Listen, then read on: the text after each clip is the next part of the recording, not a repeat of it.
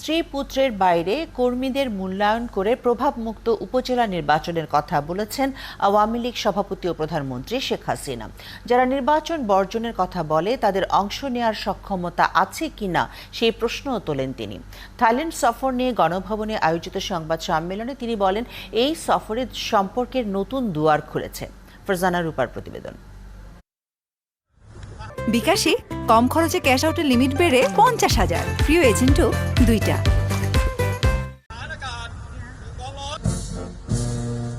থাইল্যান্ডের গভর্নমেন্ট হাউসের সম্মাননার আলো রেখে ফেলতে পেরেছে দুই দেশের বন্ধুতায়। সম্পর্ককেই সফরের বড় অর্জন বলছেন প্রধানমন্ত্রী শেখ হাসিনা। আমাদের বলতে গেলে একেবারে ঘরের কাছের একজন পড়োশী দেশ, তো আমি এটা সবসময় গুরুত্ব দিই। বন্ধুত্ব আমাদেরকে আরও অনেক সুযোগ করে দেবে। সাংবাদিকদের প্রশ্ন, ডালপালা মেলছিল দেশ, আন্তর্জাতিক রাজনীতি, যুদ্ধ থেকে বাণিজ্য। বৈশাখের তপ্ত দুপুরে প্রধানমন্ত্রী উত্তর দিয়েছেন অক্লান্ত। বলছিলেন, বঙ্গবন্ধুর কৃষি সমবায় মডেল হিসেবে কাজে লাগিয়ে তিনি নিজে এবার মাছ বিক্রির টাকা পেয়েছেন 1 লাখ। সর্বসাকুল্যে সব মাছ বিক্রি করে 8 লক্ষর উপরে টাকা, যার যার জমি যেখানে যেখানে ছিল সেই জমির অনুপাতে তাকে সে টাকার ভাগ দেওয়া হলো। যারা সেখানে শ্রম দিয়েছে, কিষাণী যারা শ্রম দিয়েছে তাদেরকে ভাগ দেওয়া হয়েছে এবং আমি আমার ভাগে 1 লাখ টাকা পেয়েছি। উপজেলা নির্বাচন কড়া নাড়ছে দেশের রাজনীতির দুয়ারে।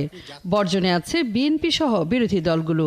আর আওয়ামী লীগের কড়া নির্দেশ, ক্ষমতার দাপট দেখিয়ে নির্বাচন নষ্ট করতে পরিবারের সদস্যদের ব্যবহার করা যাবে না।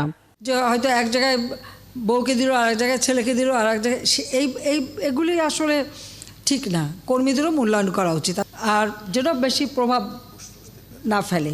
আর যারা গেল না নির্বাচনে, আমাদের পুলিশকে যদি বলে দিই যে আমেরিকা পুলিশ যেভাবে আন্দোলন থামায় সেটা অনুসরণ করতে পারে, সেটা করতে পারি। আমার মনে হয় পুলিশ এখন আমেরিকান পুলিশদের অনুসরণ করতে পারে, আমাদের পুলিশ, কারণ আমরা তো ধৈর্য ধরতে বলেছিলাম। রোহিঙ্গাদের ফেরত পাঠাতে থাইল্যান্ড আগের চেয়ে শক্তভাবে বাংলাদেশের পাশে থাকবে। বাণিজ্যে আঞ্চলিক পথের কেন্দ্র হতে আগের মতোই উদার বাণিজ্য নীতির সুফল এবারও পাবে বাংলাদেশ, বললেন প্রধানমন্ত্রী শেখ হাসিনা। থাইল্যান্ডের একটা প্রভাব আছে মিয়ানমারের উপরে, তো সেই ক্ষেত্রে প্রাইম মিনিস্টার বলেছেন যে তিনি এই বিষয়টা আরও গভীরভাবে দেখবেন। আর গরমকালকে প্রকৃতির নিয়ম মেনে সবাইকে বরাবরের মতো জীবনাচারে সাবধান থাকার পরামর্শ দিলেন সরকার প্রধান। এই যে ঠাকুরমার ঝুলিতে আছে না, যে তবু মরিল না সতীনের পুত।